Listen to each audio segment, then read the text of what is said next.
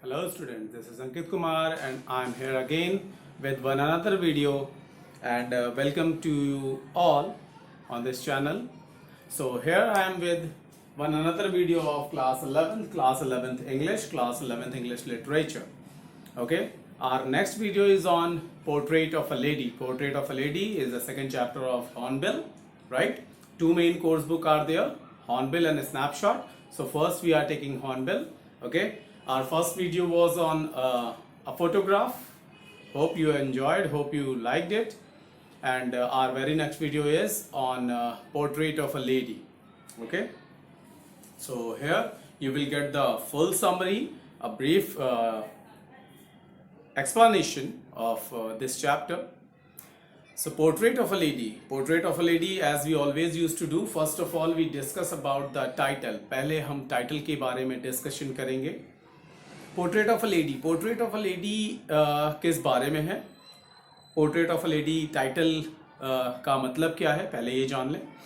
Portrait of a Lady किस बारे में है, ये हम पहले देखेंगे कि this story is based on a beautiful relationship between a grandson and grandmother. ये एक बहुत ही अच्छा सा रिश्ता, अच्छे से रिश्ते के बारे में है जो एक ग्रैंडसन और एक ग्रैंडमदर के बीच में है.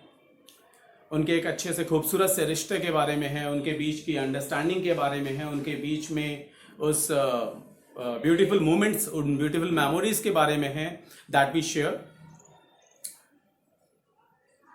जो हम यहाँ पे चैप्टर में देखेंगे. राइट, चैप्टर में हम देखेंगे उनके उस ब्यूटीफुल मोमेंट्स के बारे में, ब्यूटीफुल मेमोरीज जो उन्होंने साथ में बिताए.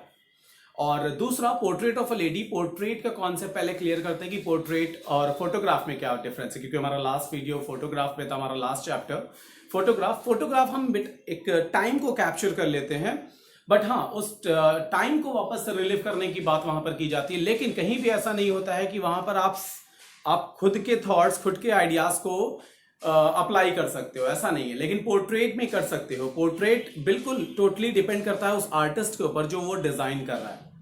उस आर्टिस्ट ने जिस तरह से चीजों को समझा है, जिस तरह से वो चीजों को डिफाइन करना चाहता है, वो चीजें सामने आती हैं उस पोर्ट्रेट में. Similarly the writer of this chapter is Khushwant Singh. Khushwant Singh is also a narrator of this story. ये स्टोरी के बारे में दो information.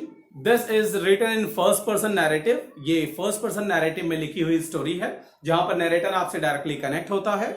And second important thing, this story is written in the biographical mode. ये स्टोरी जो है वो बायोग्राफिकल मोड में लिखी गई है. ये एक बायोग्राफिकल मोड में लिखी हुई स्टोरी है. और क्योंकि बायोग्राफिकल मोड में लिखी हुई स्टोरी है, मैं एक कॉन्सेप्ट और क्लियर कर दूं. बायोग्राफी का मतलब क्या होता है? When you are writing something about another person, जब आप किसी another person के बारे में लिखते हैं तो उसे हम बायोग्राफी कहते हैं. When you are writing about yourself, आप खुद के बारे में, खुद की आप बीती के बारे में, खुद के बारे में लिखते हैं तो वो होती है ऑटोबायोग्राफी. तो ऑटोबायोग्राफी नहीं है, ये एक बायोग्राफी है, क्योंकि Khushwant Singh is writing about his grandmother. Khushwant Singh अपने ग्रैंडमदर के बारे में लिख रहा है.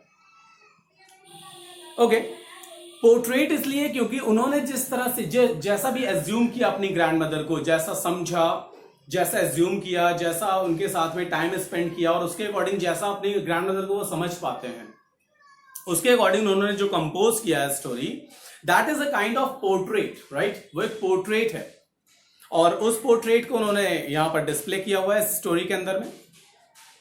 So let's start. यहां देखते हैं कि पोर्ट्रेट कैसे उन्होंने डिजाइन किया है. ओके, खुशवंत सिंह स्टार्ट करते हैं स्टोरी उस टाइम से when he was a small kid. जब वो एक छोटे बच्चे थे तो अपनी ग्रैंडमदर के साथ ज्यादातर टाइम बिताते थे. He used to live in the village. वो विलेज में रहते थे और अपनी ग्रैंडमदर के साथ में रहते थे. उन्होंने ग्रैंडमदर के अटायर को एक्सप्लेन किया है, ग्रैंडमदर के अपीयरेंस को, फिजिकल अपीयरेंस को एक्सप्लेन किया है. That she had silver hair. उनके सिल्वर हेयर्स थे, वो बेंड होकर के चलती थी. A short, a little bit fatty, थोड़ी सी छोटी, हाइट बहुत कम थी उनकी, और थोड़ी सी साइज ज्यादा हैवी थी वो. और एज की वजह से she was little bit bend. वो थोड़ी सी बेंड थी क्योंकि उनके कह सकते हैं कि एक एज के बाद जोड़ों में दर्द एंड सो ऑन, वो सारी चीजें होती हैं, तो वो थोड़ी सी बेंड होकर के चलती थी। उन्होंने रोजरी ली हुई थी, रोजरी दैट कॉल्ड माला, जो मालाएं जपने के लिए हम लेते हैं, मालाएं होती हैं, उसमें अलग अलग छोटे छोटे बिट्स होते हैं जिन्हें हम टर्न करते रहते हैं one after another, after completing one जाप, आफ्टर कंप्लीटिंग वन मंत्र। एक मंत्र खत्म करने के बाद हम उसको रोटेट करते हैं, उसको टर्न करते हैं, और दूसरा हाथ वो अपने बैक पर, अपने पीठ के ऊपर लगा करके रखते थे, सो दैट कि वो सपोर्ट कर सके, वो खुद को सपोर्ट दे सके, राइट, खुद को सपोर्ट दे सके। और दोनों हाथों को इस तरह से वो इंगेज रखते थे। पहला हाथ वो रोजरी के ऊपर और दूसरा हाथ कमर के ऊपर रखते थे, सो दैट वो खुद को सपोर्ट कर सके। शी वॉज विडो, तो इसलिए वो व्हाइट ड्रेस में रहते थे, मोस्टली व्हाइट ड्रेस में रहते थे। And she used to roam in the house, वो पूरे घर में इसी तरह से घूमते रहते थे, पूरे घर में इसी तरह से वर्क करते रहते थे। बचपन में जब खुशवंत सिंह स्कूल के लिए रेडी होते थे तो वो रेडी खुद नहीं होते थे, उनकी ग्रैंडमदर उन्हें रेडी करते थे, ग्रैंडमदर उनको रेडी करते थे, और उन्हें तैयार करना, उन्हें अपने साथ स्कूल लेकर के जाना, एस्कॉर्ट करके लेकर के जाना। स्कूल से अटैच एक टेंपल, जहां पर दोनों अपने अपने डेस्टिनेशन को चले जाते थे, स्कूल में खुशवंत सिंह और उस टेंपल में ग्रैंडमदर चले जाते थे। एंड ग्रैंडमदर वहां पर मालाएं जाप करते थे। और when the Khushwant Singh was learning alphabets, Khushwant Singh alphabets learn करते थे, एंड दोनों अपनी चीजों को फिनिश करके, समअप करके, अपनी काम को कंप्लीट करके दोनों वापस साथ में घर लौटते थे। और इसके साथ साथ she used to give stale chapatis to stray dogs, वो अपने साथ स्टेल चपाती लेकर के आते थे, कल पिछली रात की बची हुई बासी रोटियां अपने साथ लेकर के आते थे, और स्ट्रे डॉग्स को वो देते हुए जाते थे, और स्ट्रे डॉग्स उनके पीछे पीछे चलते रहते थे। This was the total routine. And इसके बाद की चीजें क्या होती थी कि साथ में वो बहुत सारा टाइम स्पेंड करते थे। ना केवल इतना, बल्कि इसके बाद जो भी चीजें होती थी, जो भी लेसन्स होते थे, उसमें grandmother was able to help, grandmother उस खुशवंत सिंह को हेल्प करने में कैपेबल थी, क्योंकि वहां पर वो अल्फाबेट्स सीख रहे थे, और उन अल्फाबेट्स को वो सिखा सकती थी, अल्फाबेट्स को बता सकती थी, वहां हेल्प कर सकती थी खुशवंत सिंह को।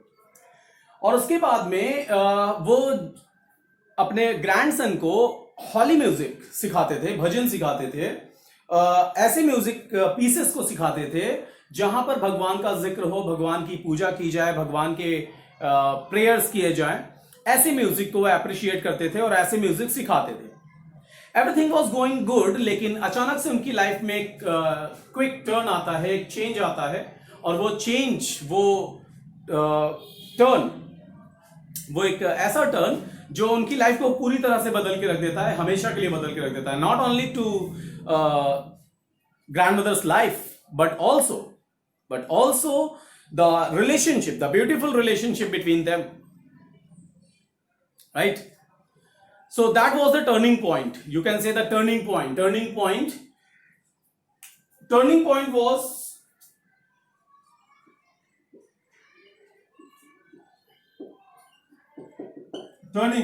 point was when they went to city. Okay? When they went to city, जब वो सिटी गए, जब वो शहर जाते हैं तो वहां पे आता है turning point. Now Khushwant Singh is in an English medium school. Khushwant Singh अब एक इंग्लिश मीडियम स्कूल में है, और इंग्लिश मीडियम स्कूल में जो भी लेसन्स, जो भी चीजें खुशवंत सिंह को सिखाई जाती हैं, बताई जाती हैं, वो definitely that is beyond the capacity of grandmother की कैपेसिटी से, ग्रैंडमदर की कैपेबिलिटी से कहीं ज्यादा है। वहां पर साइंस, वहां पर मैथमेटिक्स, वहां पर बहुत सारे साइंटिफिक लॉज उन्हें सिखाए जा रहे हैं खुशवंत सिंह को, in which grandmother wasn't able to help, जिसमें ग्रैंडमदर उनको हेल्प करने में कैपेबल नहीं थी। ग्रैंडमदर उनको हेल्प नहीं कर पाती थी। ऑफ कोर्स उस बच्चे को पढ़ाई करनी है, और उस बच्चे को पढ़ाई करनी है तो उसे फिर अपने आप को सेपरेट करना होगा ग्रैंड मदर से, क्योंकि ग्रैंड मदर उनके साथ अगर टाइम स्पेंड करते हैं तो वो सिर्फ वेस्ट ऑफ टाइम होगा, क्योंकि वो पढ़ाई नहीं कर सकता, because grand mother was not able to help him anymore, right. अब वो उनकी हेल्प नहीं कर सकती। Next, grandmother used to go with Khushwant Singh in village की अगर बात करें तो विलेज में ग्रैंडमदर उनके साथ जाया करती थी, उन्हें एस्कॉर्ट करते हुए उनके साथ में स्कूल ड्रॉप करने के लिए। Now Khushwant Singh is in an English medium school, और क्योंकि वो एक इंग्लिश मीडियम स्कूल में पढ़ते हैं और इसलिए उनको पिक और ड्रॉप करने के लिए एक मोटर बस आती है। क्योंकि मोटर बस वहां पर आती है और इसलिए अब ग्रैंडमदर की वहां पे जरूरत नहीं है कि ग्रैंडमदर उनको ड्रॉप करने या पिक करने के लिए जाएं, right. So these were the small elements, ये छोटे एलिमेंट्स थे, ये बहुत ही स्मॉल एलिमेंट्स थे जो कि उनके रिलेशनशिप में बहुत बड़ा चेंज ला रहे थे, धीरे धीरे but slowly but gradual change, धीरे धीरे बट कंसिस्टेंट चेंजेस हो रहे थे। इट वॉज जस्ट लाइक कि हम किसी को बहुत ज्यादा इंपॉर्टेंस देते हैं, एक टाइम तक हम बहुत ज्यादा इंपॉर्टेंस देते हैं, but after some time, after just because of some circumstances, कुछ परिस्थितियों की वजह से, कुछ जेन्युइन रीजंस की वजह से हम उन्हें वो टाइम नहीं दे पाते, और शायद उन्हें ये रियलाइज होने लगता है कि हम उन्हें वो इंपॉर्टेंस नहीं दे रहे हैं, और शायद अब हम उनकी लाइफ में वो इंपॉर्टेंट पार्ट, वो इंपॉर्टेंट रोल प्ले नहीं कर रहे हैं, and just because of that relationship धीरे धीरे स्पॉइल होने लगता है, राइट। वो टाइम जो खुशवंत सिंह और ग्रैंडमदर साथ में स्पेंड करते थे, वो टाइम कम होने लगता है, वो टाइम सेपरेट होने लगता है, वो टाइम बंटने लगता है, वो टाइम दोनों एक दूसरे को ना दे करके कहीं और इन्वेस्ट करने लगते हैं। ग्रैंडमदर अब बहुत ज्यादा चुप रहती हैं, ग्रैंडमदर बहुत कम बातें करती हैं, किसी से भी कम बातें करती हैं। खुशवंत सिंह अपनी स्टडीज फिनिश करके, अब यहां पर एक और बड़ा चेंज आने वाला है, जहां पर Khushwant Singh is going to abroad for further studies. Khushwant Singh further studies के लिए अब्रॉड जाने वाले हैं, और अब्रॉड जाने वाले हैं डेफिनेटली ऐसा आपके साथ बेटा, आप 11th क्लास में हैं और आप इसको रिलेट कर सकते हैं खुद के साथ में कि शायद कुछ not like this that you are in at the place of Khushwant Singh, but जरूरी नहीं कि आपके ग्रैंडमदर के साथ ऐसा हो, आपके पेरेंट्स के साथ भी ऐसा हो सकता है। If your parents are not ready for those changes, अगर आपके पेरेंट्स उन चेंजेस के लिए रेडी नहीं है या उन चेंजेस को एक्सेप्ट करने के लिए रेडी नहीं है जो होने वाले हैं, लाइफ में आने वाले हैं,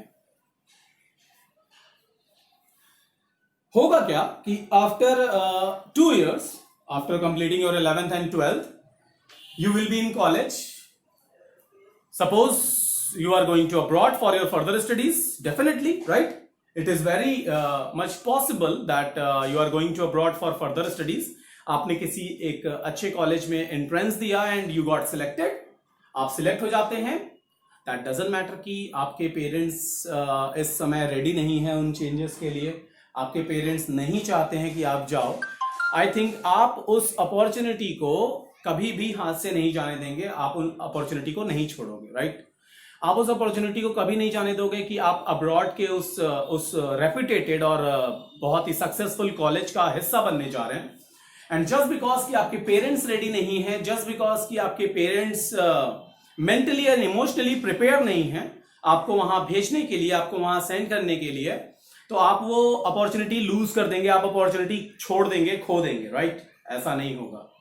You will convince your parents and you will go, definitely, and you have to, आपको जाना चाहिए भी, right? आपको जाना ही होगा, and definitely you should. Suggestion एक इंटेलिजेंट सजेशन यही कहेंगे कि of course आपको जाना चाहिए, but what will happen, होगा क्या? होगा ये कि टाइम के साथ साथ जो गैप आएगा, जो आज आप अपने पेरेंट्स के साथ में बहुत सारा टाइम स्पेंड करते हो, वो टाइम जब आप स्पेंड नहीं करोगे तो धीरे धीरे वो चेंजेस आएंगे। वो एक gap, it is not compulsory but it is very obvious that it will happen.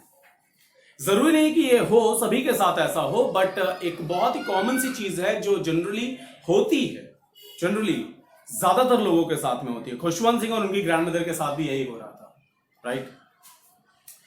अब क्योंकि खुशवंत सिंह अब्रॉड जा चुके थे तो जो सेपरेशन उनके बीच में आया था वो बहुत ज्यादा बढ़ चुका था, राइट। अब जो थोड़ा भी टाइम वो खुशवंत सिंह के साथ स्पेंड कर पाती थी वो भी नहीं मिल पा रहा था, और अब ग्रैंड मदर ने अपने शेड्यूल को बिल्कुल टोटली सेट कर लिया, टोटली चेंज कर लिया।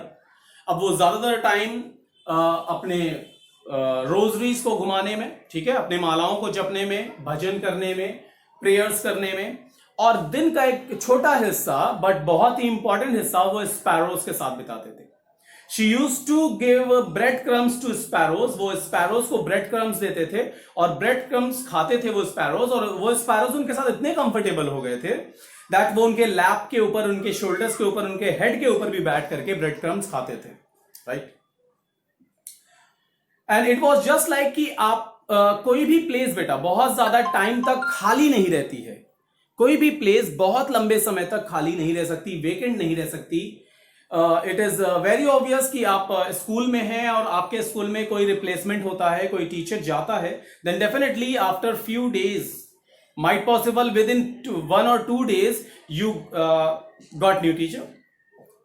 आपकी कोई टीचर का रिप्लेसमेंट होता है और आप 1 से 2 दिनों में एक नया टीचर आपको मिल जाता है। तो it is very obvious that कोई भी प्लेस बहुत ज्यादा समय तक खाली नहीं रहती है। आपके पास एक कोई भी ऑब्जेक्ट है और वो ऑब्जेक्ट अगर खराब हो गया या वो ऑब्जेक्ट आपसे दूर हो गया या ऑब्जेक्ट टूट गया तो दूसरा ऑब्जेक्ट आप लेकर के आओगे और उसको रिप्लेस कर दोगे, उसकी जगह उसे दे दोगे। तो ऑफकोर्स कोई भी जगह वेकेंट नहीं रहती है।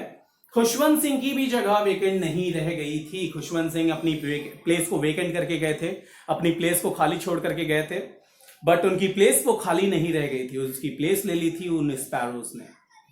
उन स्पैरोज ने उस प्लेस को ऑक्यूपाई कर लिया था और अब ग्रैंड मदर के लिए वो सबसे ज्यादा इंपॉर्टेंट थे। ग्रैंड मदर उनको अपने साथ में मींस ग्रैंड मदर उनके साथ में टाइम स्पेंड करते थे, अपना बहुत सारा इंपॉर्टेंट टाइम उनके साथ में स्पेंड करते थे। और ये कोट किया गया स्टोरी के अंदर में, that was the beautiful, most beautiful time and the happiest time for grand mother. Grand mother के लिए वो सबसे खूबसूरत और सबसे ज्यादा पॉजिटिव, सबसे ज्यादा अच्छा टाइम था जब ग्रैंड मदर उनके साथ स्पेंड करते थे। ग्रैंड मदर ने कुछ कहा नहीं जब खुशवंत सिंह अब्रॉड जा रहे थे।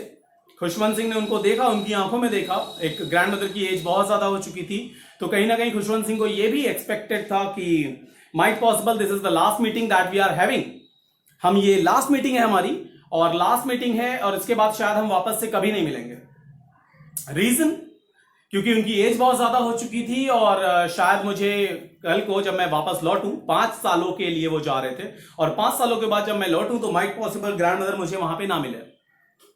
It is very obvious. उन्होंने ग्रैंड मदर के फेस को अपने हाथों से होल्ड किया, उनके फोरहेड पर किस किया और ये समझा कि शायद ये लास्ट टच है जो मैं अपनी ग्रैंड मदर को कर रहा हूं। But on the contrary of his thoughts, grandmother was there to receive him after 5 years. 5 सालों के बाद ग्रैंडमदर उनको रिसीव करने के लिए वहां पर मौजूद थी। 5 सालों के बाद जब खुशवंत सिंह वापस आते हैं, खुशवंत सिंह ने जो 5 साल वहां बिताए, ग्रैंडमदर ने यहां पर उसको किसी और को दे दिया। वो 5 सालों में खुशवंत सिंह की प्लेस चेंज हो चुकी थी, खुशवंत सिंह की इंपॉर्टेंस चेंज हो चुकी थी। खुशवंत सिंह की जो इंपॉर्टेंस ग्रैंडमदर के लिए थी वो इंपॉर्टेंस अब नहीं रही। ऑफ कोर्स इट हैपेंस, ऐसा होता है, डेफिनेटली होता है। And this story is nothing but also a lesson. ये स्टोरी कुछ भी नहीं, सिर्फ आपके लिए एक लेसन है, how to handle relationship in our life. हमारी जिंदगी में, हमारी लाइफ में हम रिलेशंस को कैसे हैंडल करें। और 5 सालों के बाद जब वो आते हैं तो grandmother was so happy, grandmother बहुत खुश होते हैं। वो एक जो ट्रेडिशनल ऑब्जेक्ट होता है, दैट ढोलक, वो प्ले करते हैं। आसपास के लेडीज को बुलाते हैं, फोक गीत गाते हैं, वो सॉन्ग्स गाते हैं जो सोल्जर्स आफ्टर वॉर जब रिटर्न आते हैं, सोल्जर्स के वॉर से रिटर्न आने पर जो सॉन्ग्स गाए जाते हैं, वो सॉन्ग गाए जाते हैं फॉर वेलकमिंग खुशवंत सिंह को वेलकम करने के लिए। और ग्रैंडमदर बहुत हैप्पी थे। लेकिन एक चीज जिसने ये शो कर दिया, जिसने जता दिया, दिखा दिया that Khushwant Singh is not as important as he was. Khushwant Singh उतने इंपॉर्टेंट नहीं है जितने कि वो पहले थे. दैट इंसिडेंट वाज कि जब टाइम होता है स्पैरोज को ब्रेड क्रम्स खिलाने का, तो ग्रैंड मदर उनको ब्रेड क्रम्स खिलाने के लिए चले जाते हैं, leaving that function, that small get together. उस छोटे से गेट टुगेदर को छोड़ करके ग्रैंड मदर सीधे ब्रेड क्रम्स खिलाने के लिए स्पैरोज के पास चले जाते हैं. एंड दैट शोज कि हां, खुशवंत सिंह से भी ज्यादा इंपॉर्टेंट कोई चीजें अब उनके लिए हो गई हैं. इंपॉर्टेंस चेंज हो गए हैं, priorities has been changed now, right? Priorities change totally. And next day, अगले दिन की बात करते हैं कि the very next day grand mother थोड़ी सी बीमार है, इल है. She was feeling a little bit sick, थोड़ा सा बीमार है वो, और डॉक्टर को बुलाया जाता है. डॉक्टर उनको मेडिसिन देता है और ये कहता है कि डेफिनेटली एक हल्का सा बुखार है, फीवर है, वायरल है और ये बहुत जल्दी ठीक हो जाएंगे. But grand mother new, grand mother जानती थी, ग्रैंड मदर को ये बात समझ में आ चुकी थी कि हर एंड इज नियर, उनका एंड नियर आ चुका है, पास आ चुका है. अब वो ऑफ कोर्स इस दुनिया को छोड़कर जाने वाली हैं और इसलिए उन्होंने किसी से भी बात करना वेस्ट ऑफ टाइम समझा. यहां पर ये कोट किया गया है, ये statement, that it was waste of time to talk others. किसी से भी बात करना, even Khushwant Singh also, including Khushwant Singh also, कि किसी से भी बात करना that is totally waste of time. और इसलिए उन्होंने अपने रोजरी को लिया, माला जपते हुए वो लेट गए बेड के ऊपर और तब तक जपते रहे जब तक उनके लिप्स रुक नहीं गए और उनके हाथों से रोजरी गिर नहीं गई. Means grand mother is no more. Grand mother अब नहीं रही, ग्रैंड मदर की डेथ हो चुकी है. ग्रैंड मदर अब नहीं रही हैं हमारे बीच में. खुशवंत सिंह के लिए बहुत ही शॉकिंग बात थी ये. खुशवंत सिंह बहुत उदास हुए, उन्होंने ग्रैंड मदर को हिलाया, आवाज दिया, but there was no response, कोई भी रिस्पॉन्स नहीं था. और ग्रैंड मदर को नीचे लिटा दिया गया उस मैट के ऊपर और विंडोज ओपन थी और सारी के सारे स्पैरोज, जब टाइम होता है तो सारे के सारे स्पैरोज आ जाते हैं अंदर, उनकी डेड बॉडी को कवर कर लेते हैं चारों तरफ से. thousands of sparrows get inside the room के अंदर आए और उनके बॉडी को, डेड बॉडी को चारों तरफ से घेर लिया. Khushwant Singh mother thought that they are here just to eat bread crumbs. Khushwant Singh की मदर को ये लगता है कि ये शायद ब्रेड क्रम्स खाने के लिए आए हैं और उन्होंने ब्रेड क्रम्स वहां पे दिया, बट किसी भी स्पैरो ने एक भी ब्रेड क्रम्ब को टच नहीं किया. ग्रैंड मदर को वहां से ले जाया गया और सारे के सारे स्पैरोज फिर से वापस से आकाश में उड़ गए, आसमान में उड़ गए. एंड दैट शोज कि grand mother is no more. Grand mother के लाइफ, ग्रैंड मदर के प्राण भी उनके साथ में उड़ गए. And that was all about portrait of a lady that has been portrayed by her grandson Khushwant Singh. Khushwant Singh की लाइफ का एक बहुत ही मेमोरेबल पार्ट, बहुत मेमोरेबल मूवमेंट जो कि उन्होंने दिखाया, शो किया अपने इस आर्ट के थ्रू, अपने राइटिंग के थ्रू, अपनी ग्रैंड मदर को एक पोर्ट्रेट के फॉर्म में दिखाया, जैसा उन्होंने एज्यूम किया, जैसा उन्होंने समझा, जैसा उन्होंने देखा और जो भी उन्होंने फील किया, रियलाइज किया और उसको उन्होंने राइटिंग के फॉर्म में यहां पे लिखा. But one important thing that I need to share कि किसी भी रिलेशनशिप को आगे चलाने के लिए वहां पर एक म्यूचुअल अंडरस्टैंडिंग और एक कनेक्टिविटी की जरूरत होती है. ऐसा जनरली लोग कहते हैं कि connections are not important, but yes, this is so important, this is very obvious, this is very very very important that we should be in contact. Connectivity is so important. Without connectivity, we cannot do anything. We cannot run our healthy and good relationship. Okay? If we are in contact, then only we will be able to know about each other's happiness and sorrow. We would be able to understand each other.